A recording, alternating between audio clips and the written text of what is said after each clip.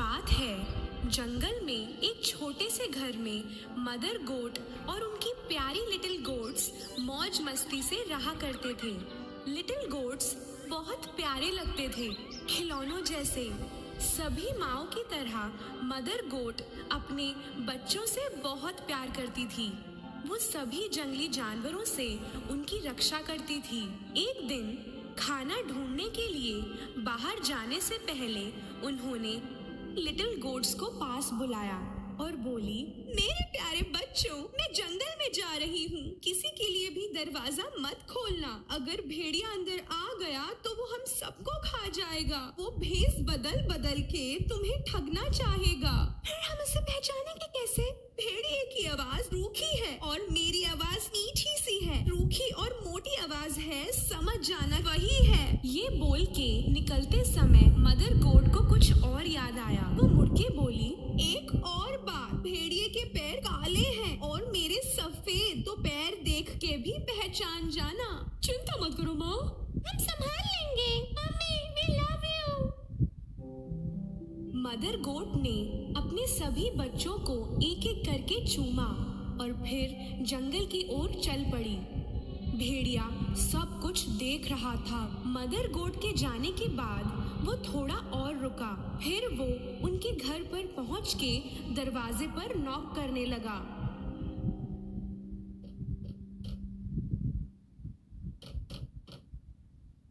कौन है वहाँ? मेरे प्यारे बच्चों, चलो दरवाजा खोलो। देखो, मम्मी तुम्हारे लिए खाना लेके आई है। पर लिटिल गोट्स ने भेड़िए की रूखी आवाज पहचान ली। दरवाजे के उस पार से वो चिल्लाए, तुम हमारी मम्मी नहीं हो। उनकी आवाज बहुत प्यारी और मीठी है। तुम हमें बुद्धू नहीं बना सकते भेड़िए। भेड़िए को बड़ा गुस्सा आया क्योंकि वो लिटिल गोट्स को ठग नहीं पाया, तो उसने एक चॉक का पीस खा लिया। अब उसकी आवाज थोड़ी मीठी हो गई थी। वो वापस उनके घर गया और दरवाजे पे नॉक किया।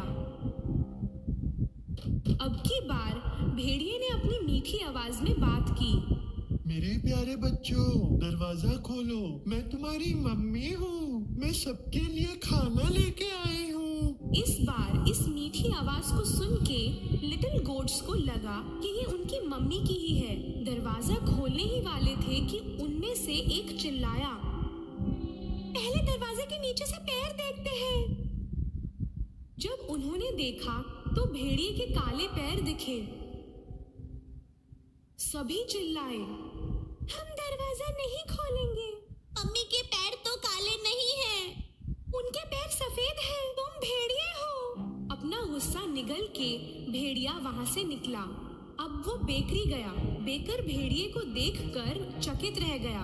मैं अभी शाकाहारी हो गया हूँ। अब से पेस्ट्री खाऊंगा। थोड़ा आटा दोगे? भेड़िया बेकरी से आटा लेके निकला। घर के पास उसने आटा अपने पैरों पर लगा दिया। अब उसके पैर सफेद हो गए। अब तीसरी बार चालाक भेड़िए ने दरवाजे पर नॉक किया।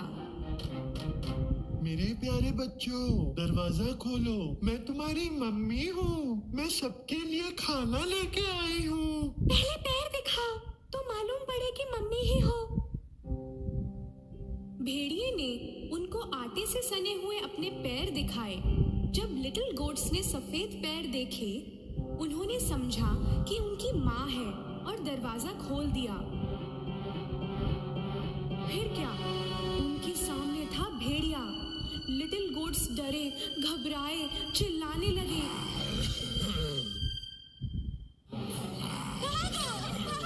कहाँ भागोगे? मैं पकड़ ही लूंगा। एक बच्चा टेबल के नीचे छुपा, दूसरा बिस्तर में, तीसरा चिमनी के अंदर गया, चौथा किचन में जा छुपा, पांचवा अलमारी में जा बैठा, छठा पर्दे के पीछे और सातवां घड़ी के अंदर। पर भेड़िया चालाक था और सबको एक एक करके पकड़ लिया। रुको, इधर आओ। तुम लोगों को छोड़ूंगा नहीं मैं। रुको। सिर्फ घड़ी में छुपने वाले को वो पकड़ नहीं पाया। उसका पेट भर चुका था, इसलिए उसने सोचा नहीं और वहां से निकल गया। वहां एक बड़ा मैदान था जहां भेड़िया एक पेड़ के नीचे नाक बजा के सोने लगा।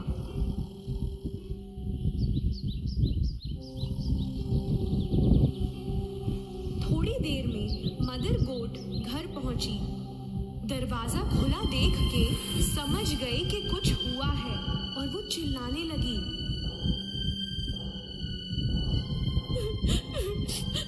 मेरे बच्चे! घर में आते ही वो घबरा गई। सारा फर्नीचर गिरा हुआ था, पर्दे फटे हुए थे, बिस्तर बिगड़ा हुआ था, तकिया और चादर यहाँ वहाँ पड़े थे। मदर गोट अपने बच्चों को कहीं नहीं ढूंढ पाई। एक एक करके नाम भी पुकारा, पर नहीं मिला कोई। फिर 7वें बच्चे का नाम पुकारा तो एक आवाज आई, मैं घड़ी के अंदर हूँ मम्मी। मदर गोट तुरंत उस घड़ी तक पहुंची और वहां से अपने बच्चे को निकाल के गले लगाया। लिटिल गोट ने अपनी माँ को सारी कहानी बताई। भेड़िया आया था भेष बदल के, हमें लगा आप हो, वो मेरे सभी भाइयों को खा गया।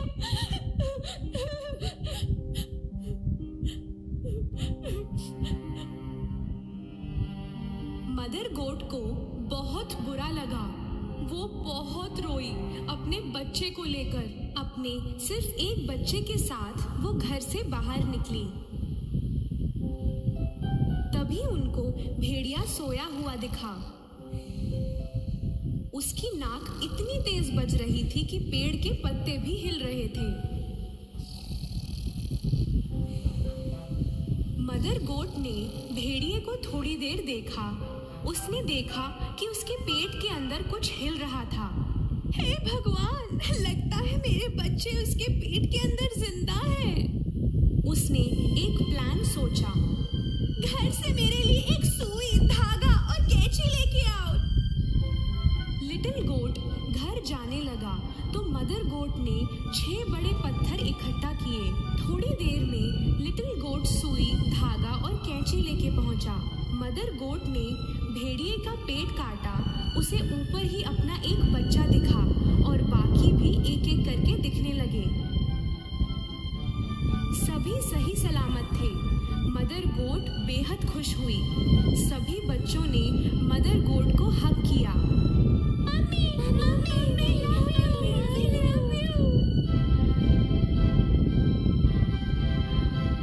सभी बहुत खुश थे। मेरे बच्चों, तुम सब ठीक हो ना? मदर गोट ने भेड़िए के अंदर सारे पत्थर डाल दिए। फिर उन्होंने उसके पेट को सुई धागे से सिल दिया। भेड़िया इतनी गहरी नींद में सो रहा था कि उसे कुछ मालूम ही नहीं पड़ा। भेड़िया जब जागा, खड़ा हुआ, उसका पेट दर्द कर रहा था। उसे लगा कि कई सारे लिटिल गोट्स की वजह से दर्द हो रहा है। उसे बहुत प्यास लगी। वो नदी की ओर गया पानी पीने। चलते समय पेट में पत्थर टकराने लगे। पेट इतना भारी और भरा हुआ लग रहा है, जैसे मैंने पत्थर ही खाया हो। वो पानी पीने के लिए झुका। पत्थरों के वजन की वजह से वो नदी में गिर गया। बचाओ, कोई बचाओ, मैं डूब रहा हूँ, बचाओ। वो बहुत चिल्लाया पर कोई नहीं आया। पत्थरों का वजन उसे पानी में नीचे ले गया। मदर गोट और लिटिल गोट्स ने जब ये देखा, वो नदी की तरफ गए। भेड़िया डूब गया, भेड़िया डूब गया, डूब गया।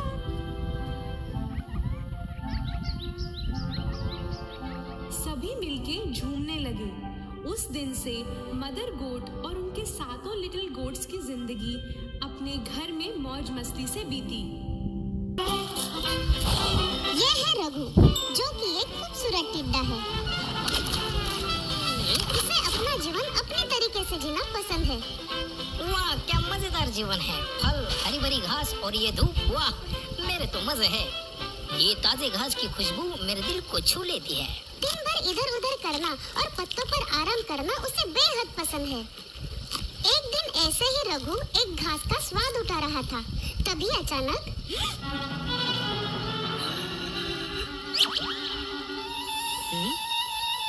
ये क्या देख रहा हूँ मैं नींद में तो नहीं हूँ ना। ये फल चलते हुए मेरी तरफ ही आ रहे हैं। पर फल कैसे चल सकते हैं?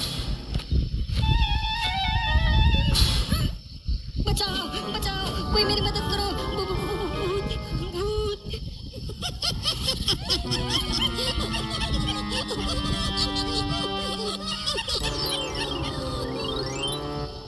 बचाओ बचाओ, ये फल मुझ पर हमला कर रहा है। क्या रघु, तुम भी एक फल से डर गए? मैं तो बिल्कुल नहीं डरा था। तुम्हें पता है ना, मैं एक टिड्डा हूँ जो हमेशा बिंदास रहना पसंद करता है। ओह हाँ, सही कहा रघु। पर अब मान भी लो कि तुम डर गए थे। मेरी छोड़ो, ये बताओ कि ये एक फल लाने के लिए तुम 4-4 चिटिया जाती हो। मैं तो तुमसे काफी बड़ा और ताकतवर हूँ, इसलिए मैं अपना काम खुद करता हूँ। मुझे किसी के सहारे की जरूरत नहीं पड़ती। क्या मैं इस फल को खाने में तुम्हारी मदद करूँ? बकवास बंद करो रघु, ये फल अब खाने के लिए नहीं है। फिर सर्दियों के मौसम में काम आएंगे। सर्दियों के मौसम के लिए? वो देखो। रघु इशारे की ओर देखता है तो एक गड्ढे में सब चींटियां बड़ी कतार में फल और पत्ते इकट्ठा कर रही थी। उसमें टमाटर, सेब, हरे पत्ते, गोभी, इन जैसे कई पदार्थों का समावेश था। रघु जानना चाहता था कि ये चींटियां ये सब खाना गड्ढे में क्यों डाल रही है। अब जल्दी ही गर्मी का मौसम खत्म होने वाला है, तब फल और पत्ते नहीं रहेंगे। इसीलिए हम पहले से ही सब खाना इकट्ठा करके रखते हैं। हमें पहले से ही तैयार रहना चाहिए, नहीं तो हम भूखे मर जाएंगे। तुम चींटी हो चींटी, इसलिए तुम्हें ज्यादा मेहनत करनी पड़ती है। मेरे लिए ये चुटकियों का काम है। इतनी भी जल्दी क्या है? आज करे सो कल कर, कल करे सो परसों, क्योंकि मुझे जीना है बरसों।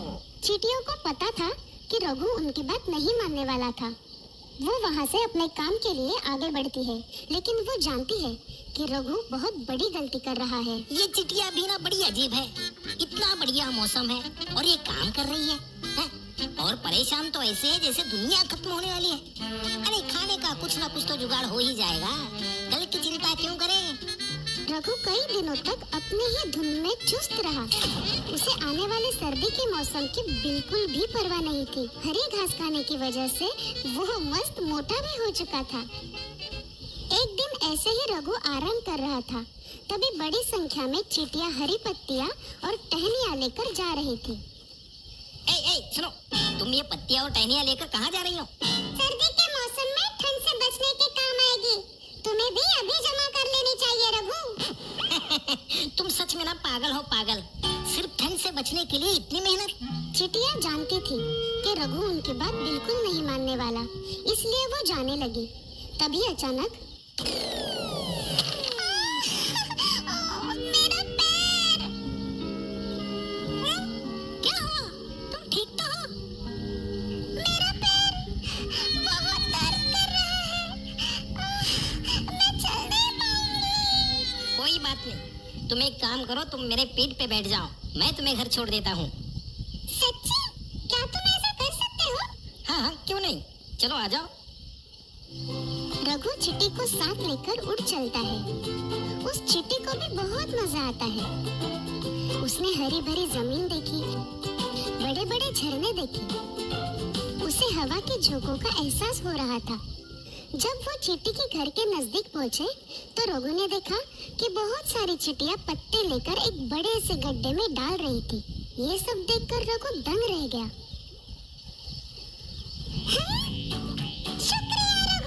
कोई बात नहीं, उम्मीद है तुम्हें मजा आया होगा। संभल कर जाना और अपने पैरों का ख्याल रखना।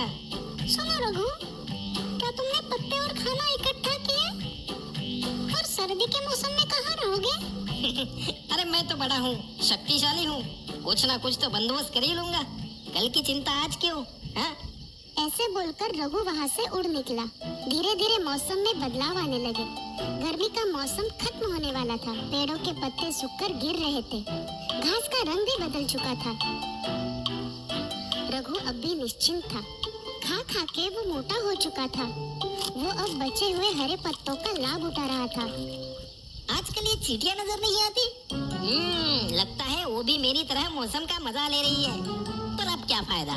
जब मौज मजा करने का समय था तब सारा समय वो काम में लगी हुई थी।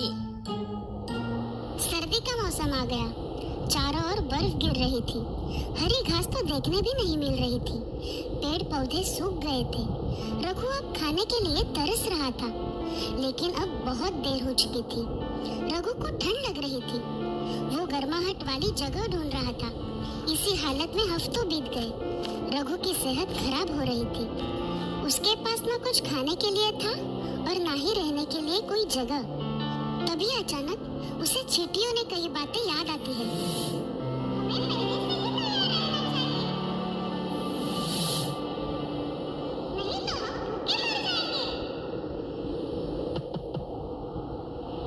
कौन है? ओह, रघु तुम? ये क्या हुआ तुम्हें? मुझे माफ करना, मैंने बहुत बड़ी गलती कर दी। मुझे तुम्हारी बात मान लेनी चाहिए थी। मुझे कुछ खाने को दो, मुझे बहुत भूख लगी है। उन दोनों की बहस सुनकर उनकी मुख्य रानी चींटी और अन्य चींटियां भी बाहर आती है। हमारे पास बहुत खाना है। हम तुम्हें खाना दे सकते हैं, पर हम तुम्हें रहने नहीं दे सकते। लेकिन मैं... ये क्या? हमें इसे बचाना होगा। ये भूख से मर जाएगा। आखिर इसने मेरी मदद की थी। जब मेरे पैर में लगा था, तब ये मुझे अपने पीठ पर बिठाकर घर छोड़ने आया था। चींटी रानी अपने साथीदारों को रघु के लिए टहनियों का घर बनाने कहती है और उसे हरे पत्ते खाने देती है। सब चींटियां मिलकर उसके लिए अच्छा सा घर बनाती है। फिर उसे अंदर ले जाकर गरम गरम सूप देती है। कुछ ही देर में रघु अपने पैरों पर खड़ा हो जाता है। धन्यवाद रानी साहिबा, आपने मेरी जान बचाई। तुम बहुत अच्छे हो रघु। तुमने हमारी चिट्टी की मदद की थी। हमने इस बार तुम्हारी मदद की। पर याद रखना, हमें हमेशा आने वाले कल के लिए तैयार रहना चाहिए। मैं समझ गया रानी साहिबा, मैं फिर ऐसी गलती नहीं करूँगा।